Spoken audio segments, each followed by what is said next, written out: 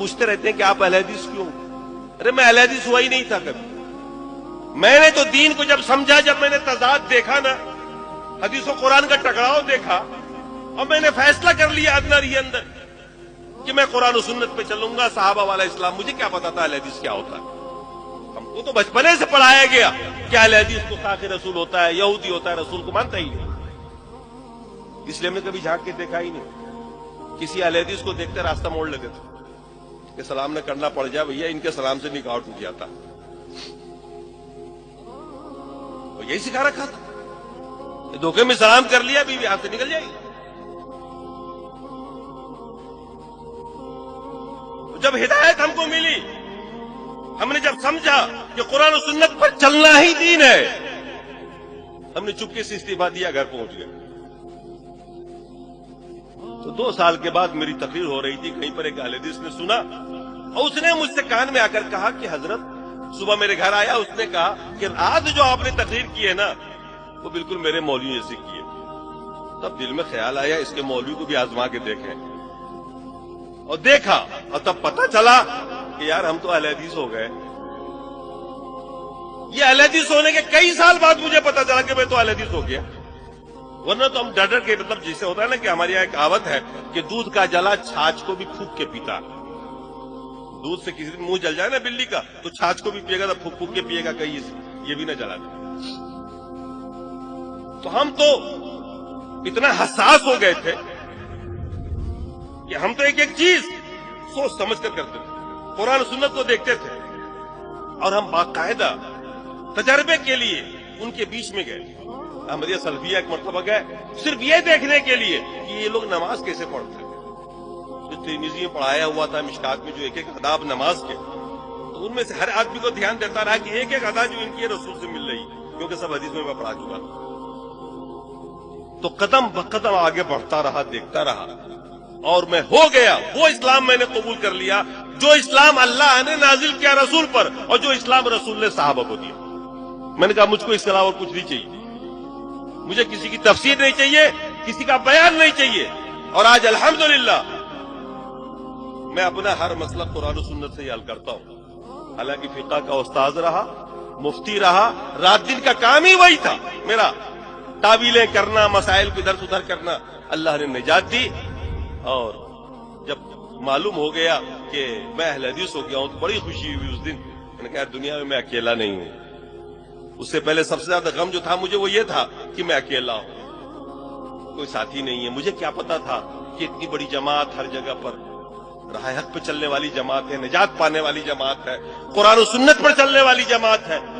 یہ ہمیں علم نہیں تھا، اور اس کی وجہ یہ تھی کہ ہم آپ سے دور تھے، اور دور اس لیے تھے کہ ہمارے لوگوں نے یہ سکھا رکھا تھا کہ ان کے پاس مت بیٹھنا۔ اور جب ہوئے، اللہ نے ہدایت دی، کھلے، تو پھر مصیبتوں کے پہاڑ ٹوٹے۔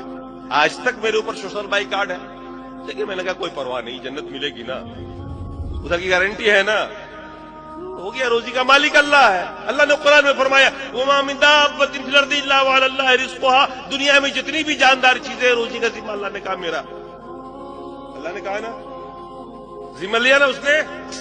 آپ کی جنت کی ذمہ داری لیے کیا؟ آپ کی جنت کی بھی لیے کیا؟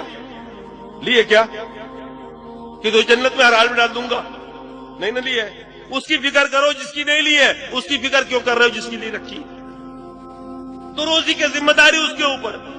اب ہمارے بہت سارے ساتھی علماء ہیں، اس زمانے والے ملتے ہیں، سمجھاتا ہوں، بتاتا ہوں، وہ سمجھ لیتے ہیں، بات مانتے ہیں کہ حق پر آپ ہی ہیں، سب کچھ ٹھیک ہے، لیکن بھئی آپ کے یہاں تو معاملہ بڑا خراب ہے، نہ نذرانہ ہے، نہ فاتحہ ہے، نہ میلاد ہے، وہاں تو لے دے کے سود کی تنخواہ ہے، ہمارا گھر نہیں چلے گا اس سے۔ وہ یہی کہتے ہیں۔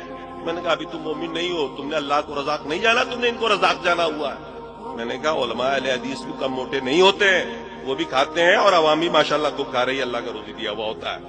میں نے کہا ڈرو مت، اگر واقعی اللہ سے محبت کرتے ہو تو اللہ کے قرآن کو پڑھو، رسول کی حدیث کو پڑھو، اور آ جاؤ میدان میں، چل پڑو اس کے اوپر۔ کسی ملامت کرنے والے کی ملامت کی پرواہ مت کرو۔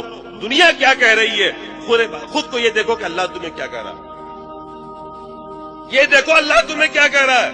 دنیا والے کہہ رہے تھے ابراہیم کو، کیا کہتے تھے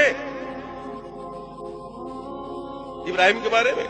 کیا کہا انہوں نے جب حضرت ابراہیم نے ان کے وہ توڑا تھا نا، कहा कि फतन, एक नौजवान है जो ऐसा ऐसा बोल रहा था, फतन कुरान में आया। लेकिन अल्लाह ने क्या कहा इब्राहिम को? काना उम्मतन। अकेले इब्राहिम को क्या कहा? उम्मत का। अकेले इब्राहिम अलैहिस्सलाम को क्या कहा? लोगों की निगाहें क्या देख रही थी? इब्राहिम एक जवान है अकेला, लेकिन अल्लाह क्या देख रहा था? इब्राहिम अलैहिस्सलाम को उम्मत। खुद को आप अल्लाह की निगाह से देखना सीखिए कि अल्लाह ताला आपके बारे में क्या कह रहा है, रसूल क्या कह रहे हैं, आपके बारे में क्या चर्चे हैं आसमान पर। ये मत देखिए कि जमीन पर आपके बारे में क्या चर्चे हैं। जन्नत उधर से मिलनी है, रोजी वहां से मिलनी है। समाज को न देखिए, रिश्तेदारों को मत देखिए, ये सबसे बड़ी रुकावटें हैं। यही रुकावटें मुशरिकीन मक्का के सामने में भी थी। वो भी इस्लाम को समझते थे, कबूल नहीं करते थे, कहते थे मैंने अपने बाप दादाओं को ऐसा करता हुआ नहीं देखा। मेरे दोस्तों, खैर इसी में है कि अल्लाह के पैगाम को पढ़ो, चलो रसूल की हदीस को पढ़ो, उसकी तबाह करो, दीन पर चलो, और कोई जो कलादा आपके गर्दन में हो ना, गर्दारी जो पट्टा, उसको निकाल के बाहर करो। यही है इस्लाम। जो भी दुश्मन है मेरे सलफ का,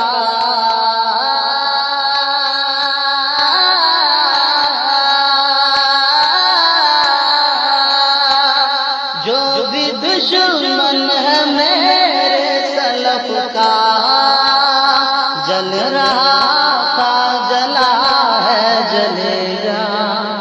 मसलके सल्फियत का शरारा,